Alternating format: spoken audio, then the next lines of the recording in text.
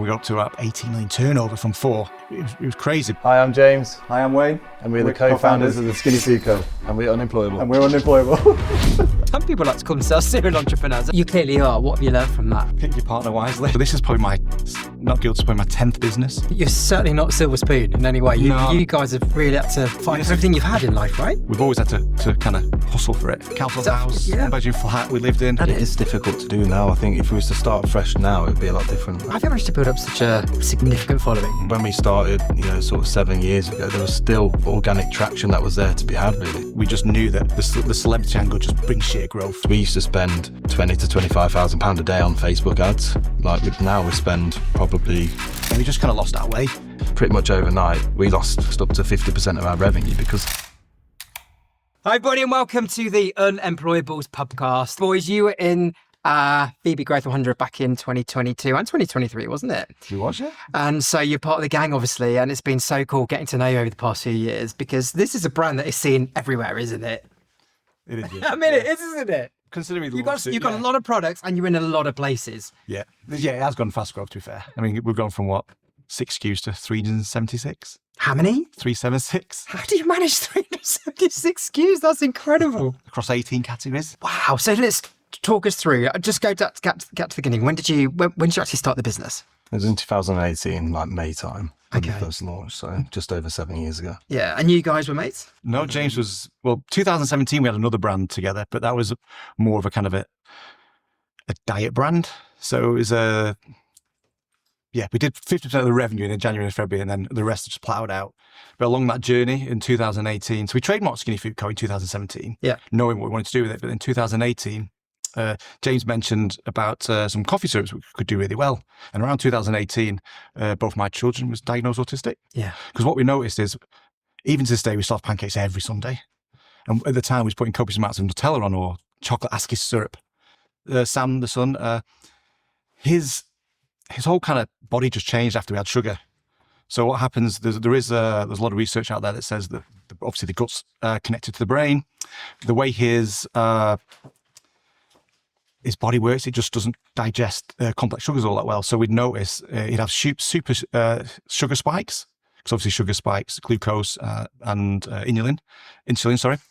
But when you take the ingredient that we put in our products, which is sucralose, it doesn't act the same way as sugar, so it doesn't get digested by the blood system and it doesn't enter the fermentation within the body. So it's a massive whole story out there with the gut and how sugar obviously affects not just your spiking, but also your body and your gut and your microbiome and everything around that. So we decided at the time that we wanted to bring out the coffee syrups, but we wanted to bring a lot more food products into the brand. So hence why it was called Skinny Food Co. It wasn't going to be called like the Skinny Syrup Company. So we registered the Skinny Food Co. And James was originally one of my clients for a previous brand that I had. I'd forgotten that. Yeah, this is a flashback now. I remember. Yeah, so you were both sitting on opposite sides of the kind of relationship. Yeah, by trade, I'm a designer. Yeah. James the marketeer. We've just got a really good black book and we've just got a good work ethic, really. So how many years have you been? So 2017, you say? That's 17, when you did the first. Yeah, so was that when we first met? Pretty much 2017, yeah. Yeah.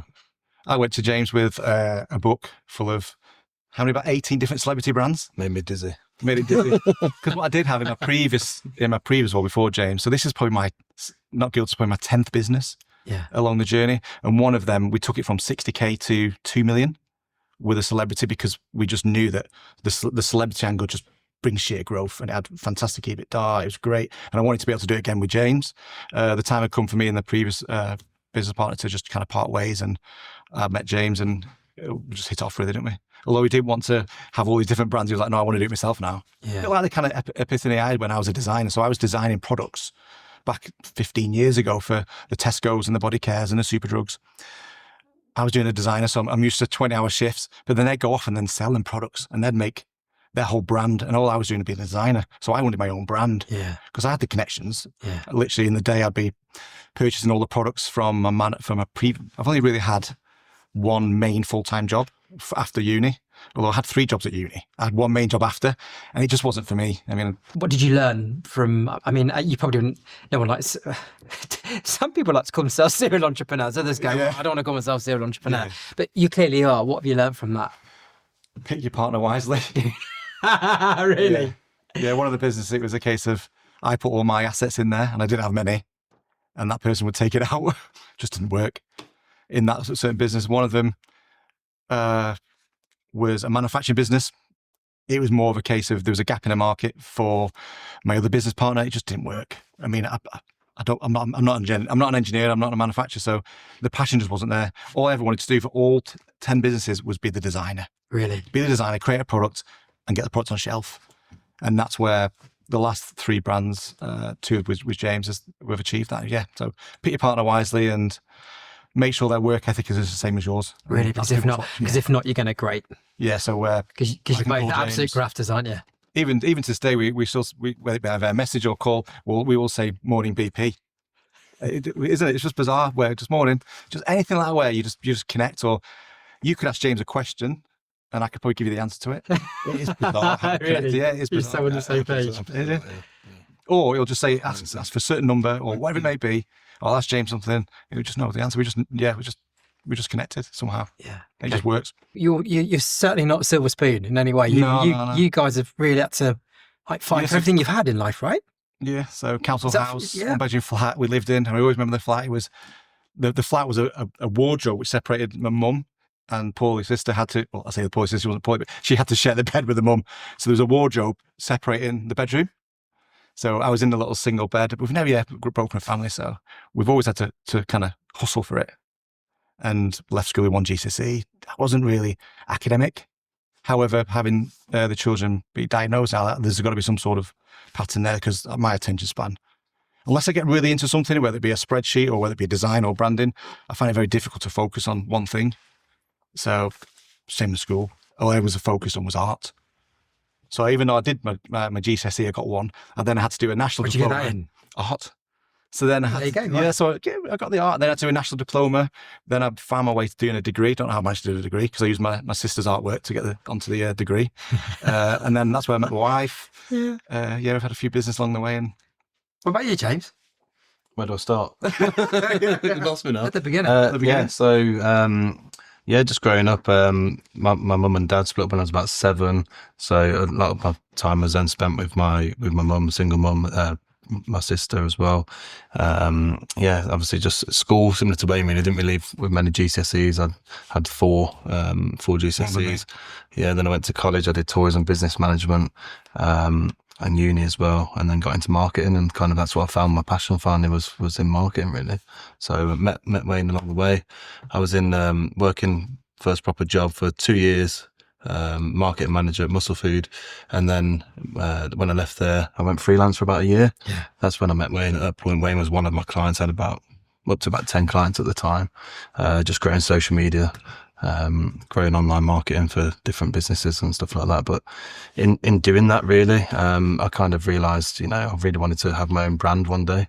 I remember walking around supermarkets and really starting to pay attention in food products, looking at back of packets and just thinking like, yeah, I'd love to have a product on the shelf one day. So Wayne reached out and he asked if he could get the product stocked on the Muscle Food website, and I said, well, I'm not there anymore, I'm doing freelance. We then started working together with his previous business, so he was one of my clients. And then he brought that book that he mentioned a little bit earlier. He brought this big book together and he was like, right, I want you to do all these different social medias for all these different businesses. I was like, look, if I'm still doing that, I'll happily look at it. I mean, I was thinking it's going to take too much time. I'm going to need probably several staff members to get involved with that. I did have 1 staff member at the time, but I quite like doing it all myself and kind of offering my best services that I could myself to my clients really. So I said to Wayne, look, if I'm still doing that, I'll do it, but I've got some ideas of what I want to do in business anyway. And then he said, well, what are those? And then I thought, can I trust this guy? Do I tell him? Should I keep it to myself? It was that kind of moment. That was a big step then. Yeah. So, but I did. I told him, and then probably fast forward probably 3 or 4 months later, we had a business, didn't we? Yeah, pretty much within about 6 months. Yeah. You're both very different. Are there times when you rub each other up the wrong way then? I can safely say in 8 years we've never had an argument. Are you really? No. We have a few debates, we just don't argue. I mean, we disagree. We are chalk and cheese. We always say that we bring the storm and teacup and the teacup and James and storm, but it works well. Is that fair, James? It's bad cop, bad cop. It does work really well. We don't argue. You don't? No. No, we have healthy debates, probably daily. Really, we disagree on things daily, but we kind of, sometimes like Wayne might have an opinion where it's right. I'm the complete opposite side. We'll meet somewhere in the middle. It'll probably be the best decision. Yeah. Could be on. It could be even down to something like a colour of a product, or the name of the product, or a decision that we need to make, on whatever it be. So we've always aligned. Yeah. Now, what I think is fascinating about your story is your growth was absolutely spectacular. If we look at around the 2022, 2023, 2024 mark, right? Yeah. And then over the past 2 to 3 years, you've kind of recalibrated the business. You've gone from 75 staff to 9 staff. Have you shortened the number of SKUs you've got as well? I mean, It's got more. It's got It's increased more. It's What we've done is become more efficient the around. pace of it slowed down a bit, though. We've focused more on, really pushing, the hero products through, and rather than, bringing out, I suppose there's only so long you can go on when you're bringing out so many hundreds of products a year. What is it that's made you decide to kind of get the growth into a different area, trajectory, helping you get ready for the next, I guess, kind of the next major leap that's going to come from that? Mm-hmm. It's probably more focusing on the categories themselves. Okay. So where our syrup, that can sit within probably 3 or 4 different categories within the supermarket. Because when we launched, it was all about just online. So there wasn't really a strategy. It was just a case of, let's bring them online. If we don't make too much money, then at least our families are going to be able to benefit from the products because we use the products. And then as it kind of went into retail, so we spent the first year online, and then we knew what we were doing was building it. So what we do is build a social media platform. Mm-hmm. We got up to around 80,000 followers. And what we wanted to do is build it so the retailers would come to us. But what we didn't realize is when retailer then comes to us and we go, oh, here's our portfolio of products, and you serve, let's say 200 products to a category buyer for spreads. And in there, you've got everything from coffee syrups all the way through to cereals. It's not specific for them. So what we've had to do is just become more efficient around what products we're offering. So now, take the coffee syrup, that sits within its own little category. So now we're just going to be launched with the full Morrison's estate with our coffee syrup, because there's not many real players within the industry within the sugar-free section. So it's more just focusing on the competitors and then trying to take our product, which we know is either zero sugar or no added sugar, or 0 calories or no added calories, and pitch it against the leading brands, because we know what we have on offer, and that is bigger marketing. Even though we're not a big multi-million-pound brand like our competitors are, but what we have got is the social media kind of activization, which James does. And that in itself has proved really, really competitive just in our field. How have you managed to build up such a significant following? What is it that, because obviously that's something that so many people want to do with their products, with their services, but it's difficult to do. How have you done it? It's difficult to do now. I think if we was to start fresh now, it would be a lot different. I think...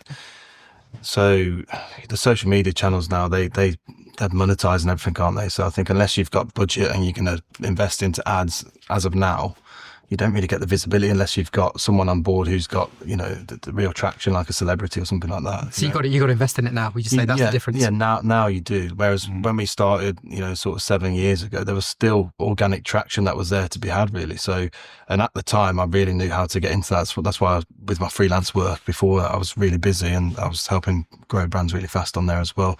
But the social media follower would translate into, customers that were converting on the website as well. So, it still plays a massive part in businesses. It's great for visibility. It's great to target, and obviously have a platform where you can publish content and your customers or potential customers will see that. But back then there was a lot more organic ways you could kind of do things, but there's so many limitations in place now. There's the targeting's been restricted. What do you mean, James? Yeah, so targeting. So, for instance, on paid ads now, like for Facebook, for instance, we used to spend £20,000 to £25,000 a day on Facebook ads. Like now we spend probably 1,000 at best. Yeah. Really? Yeah, but we'd spend more if we could. It's just if we spend any more than that at the moment, we're just burning cash. So we don't. So, and that's because basically, I don't know if you remember, probably about 2.5, 3 years ago now, there was updates between Apple and yes, do you remember? And basically it said, do you want to be targeted? And you said no. Everyone said no because I thought, I don't want people to target me. But that that kind of affected businesses overnight. So pretty much overnight, we potentially lost up to 50% of our revenue, because our biggest channel for marketing was Facebook ads. Like I said, we're spending £25,000 on there, bringing in 45, 50, 55,000 pound back revenue a day, you know. And it was not gone completely, but it changed, and it just wasn't the same, you know. We used to know that, we used to be able to target a female that was aged between whatever age groups we was focusing on, that was in this city if we wanted to. You could get really granular, you know, that they shop at Tesco, Morrison's, they watch this TV program, and all of that just kind of went out the window, really, if people clicked no. So for you, that was a real problem. Yeah. I think now it's just literally male or female, isn't it? I mean, there are some, but again, it just depends on, you know, yeah. But So you have to spend more, so your cost per acquisition just went up. We used to, at one point, I mean, it's probably unheard of really, but we were getting conversions at one point like 30-something pence, 30, 35 For a new pence customer? conversion for a new customer. Then it started going up to around the £3 mark, which if I told anyone that now in business, they'd be like, £3, I'd snap your hand off for that. But now, you know, like, I don't know, some people might tell you £25 a good cost per acquisition for a new customer, depending on if you're looking at lifetime value, but we're kind of probably around the £6 to £9 mark. Like I say, that's a big jump from 30p to £3 in that range up to 6 to 9. And that's, you know, like I say, that's kind of because we don't really want to push it too much higher than that at the moment, because I don't think we should have to spend that much anyway, really, to recruit that customer. I think with our kind of business model, the costs of each unit and what the basket size looks like, that kind of works for us at the moment, that sort of price range. Are there particular platforms that are better for you than others? Are there any that... I mean, TikTok is a good opportunity for new businesses or current businesses. I think, you know, you can put time and energy into that on TikTok lives and get good success, even if you haven't got much following.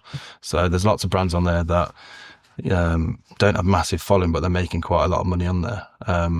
One of my friends in a different business has got a very different business, CBD business, has got, he's selling oils and gummies and things like that. He's got a really high basket.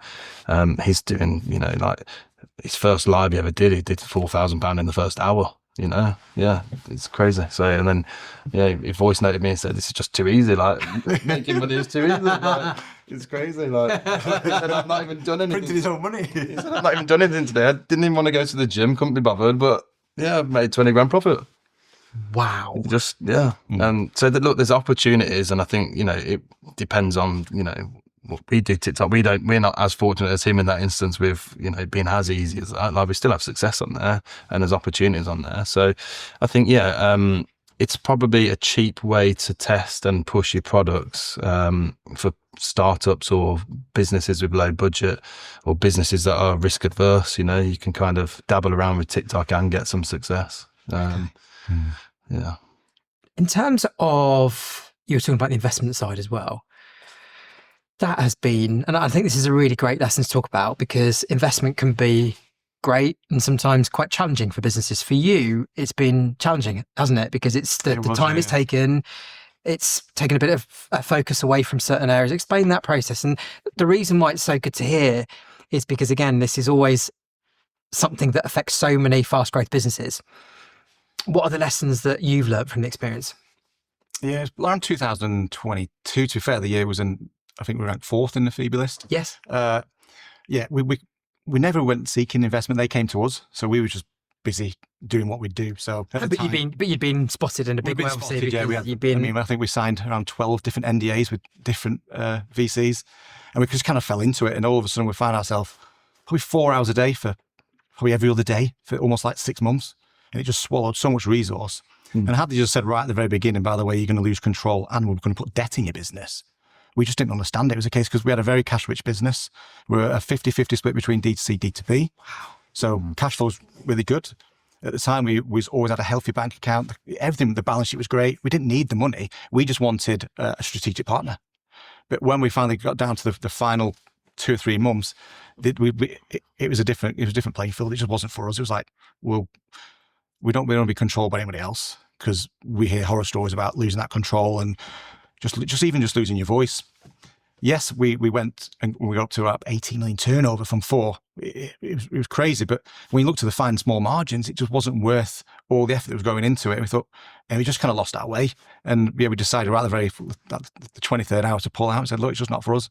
We invested too long time in it. And if we really wanted debt, because all we was doing was bringing money and we didn't need the money, it just didn't work. And yeah, hindsight is obviously a beautiful thing, but we would not have gone down that VC road because control's more important than the money.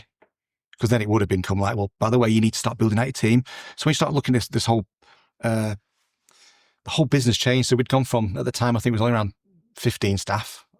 That's more than we have now. But then we got up to like 75 staff. And we had just so many different people and heads in the business. Were you overstaffed in hindsight? No, Probably not, because obviously that's when the pandemic hit. Yeah. So when the pandemic hit, I mean, certain business in the industry, obviously they went down, we went up. So we'd gone from 400 euros a day to like 2,500. Wow. So yeah, we got to 75 staff and we were just building out. The business model just changed. We had like 4 or 5 in accounts. Now our accounts is outsourced. We had about 15 in marketing. We've got 2. We just didn't need it. So rather than become like a 25 to 30 million business with 200 staff, it just wasn't for us. And then there was all saying, oh, you need to do your manufacturing in-house and you need to do this. Now, look, if we had full-time staff in-house, so we had manufacturing and we had 3PL fulfillment, we probably would be at 120 staff, but we just outsourced it all and just became focused on the brand. Just focus on the brand and that's where we enjoy it.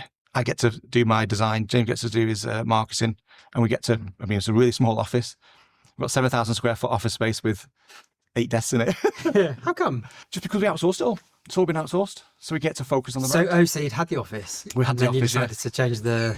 And then at the time of the investment, so we had all this stock and it became a bit of a minefield. Well, we got the offices, didn't we? Because it actually turned out it was saving us a lot of money on storage. Yeah. And the money we saved on Because you bought storage, the office, we bought haven't our you? own. Yeah, we were spending about £40,000 a month just on storage.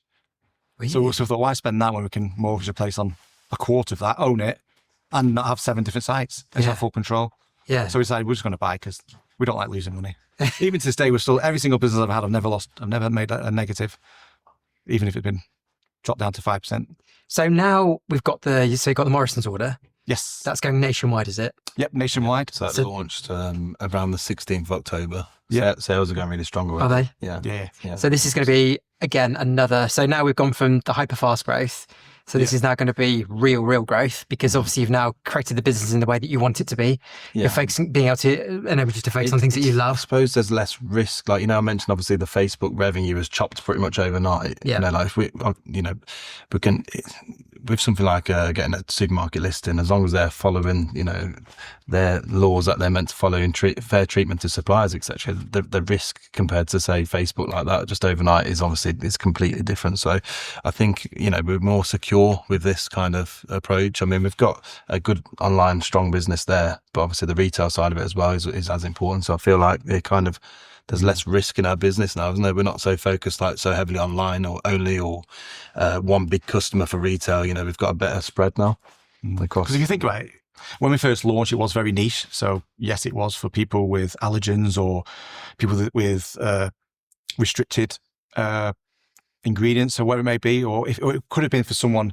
I mean, when someone says to us, "What is your clientele?" It's so diverse. We have got people consuming our products who have restricted allergens, or they could be following a certain eating plan, or they could be training for a competition in bodybuilding, or it's so diverse. Or it could be someone living with diabetes, because the big jams in the market, the big chocolate spreads, they are 90% plus sugar, and so it shouldn't really work online. I mean, when we first launched, you paid £5 for a product. So you pay £5 for your sauce or your syrup. You pay £3 for shipping, and you had to wait up to 10 days.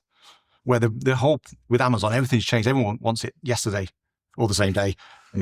Where it shouldn't really work. And you shouldn't really pay £8 for a product online unless it is a niche product, where now it is more mass market. So yes, we are, the price point where we are in retail it sits where it really needs to sit. So it shouldn't work online, but it still does. I mean, we've still done 2.8 million orders online. We've still got 1 million customers. So it still works, but it's because of the products, we can be very clever with regards to limited editions and things like that. Yeah, I think that's what we do well with online. We've got such a wide range of products. They can't be available in all the supermarkets, but obviously online's got its own place then. So if people want, the more sort of unique flavors or the ones that aren't available in the supermarkets, they can always find it online, so that it keeps the customers coming back for the flavors that they want that they can't get elsewhere. Yeah. You said earlier the 50-50 split, D2C, D2B. Yep. What's that now?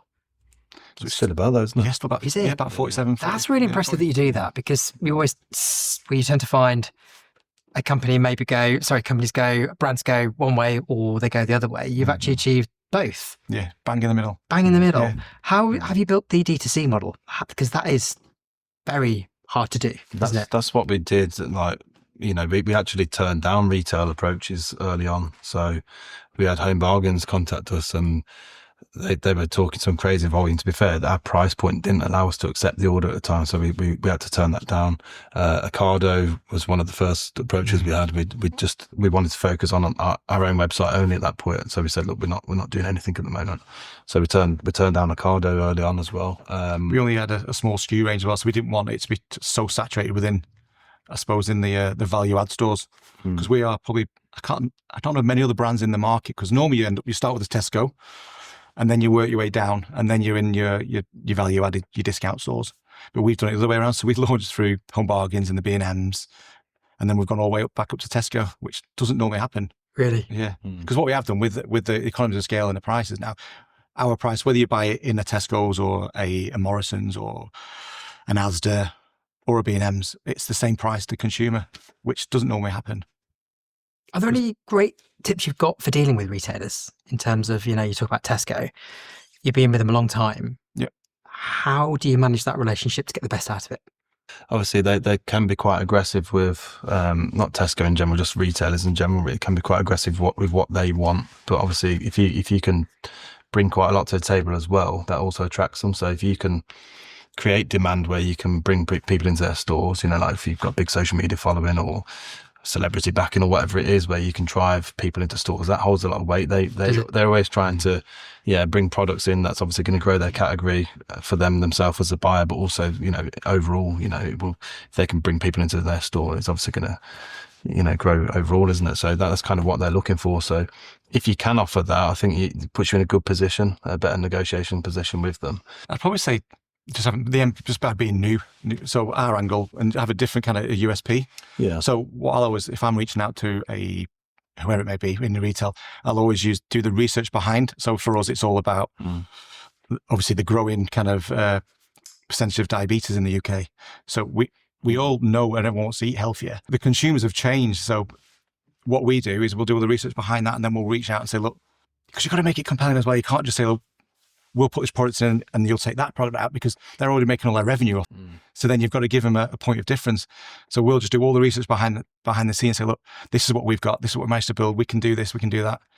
And it seems to be working at the moment, because it's just giving that point of difference. What they always ask you is, what's your rate of sale? So obviously if you're not on sale anywhere at that point, you haven't got a rate of sale, but if you can, they at least want you to predict a rate of sale. So you might need to buy data to assess what the rate of sale looks like across other brands, and then kind of pitch where you think yours are at, obviously. But when you go on record saying your rate of sale is going to be X amount per, they may hold you to that, so, or it might be below what they want. So it's a bit of guesswork really, in terms of like, if you don't know of what the buyer is hoping for and what it actually really is, So for instance, in Tesco, our maple syrup last time we heard was between sort of 14 to 17 per store per week, and outperforming other maple syrups in there, for instance. So that was really good. That was the data the buyer actually gave us, but sometimes they don't kind of reveal that really. They keep the cards close to the chest. Do they? Mm-hmm. So what, trying to get them to basically help you with the data? Yeah, I say, or you can buy the data from companies like Nielsen and Kantar, and there's various other ones as well. So there's things like that.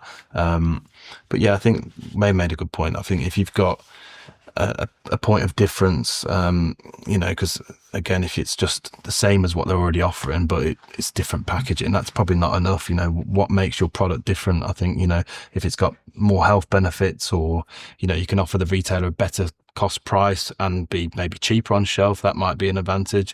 So there's different ways, but otherwise, they will consider, all right, if this is like a product that sells well, I've stocked it for many years, You know, I don't really want to cannibalize the sales of that either. So they want to look for probably something a little bit different, where someone who's going to come in store will buy this product, but they probably won't buy that one, rather than take the sale away from somebody else as well. So there's different angles really. Yeah, fascinating. So But you pretty much get like a 12-month window. So if you go in and say in a March and you get that pitch wrong, you've then got to wait another year. Then what also comes in within that other year, the buyer's probably changed. So the buyer you're dealing with now in syrups or spreads has now moved on to baby care.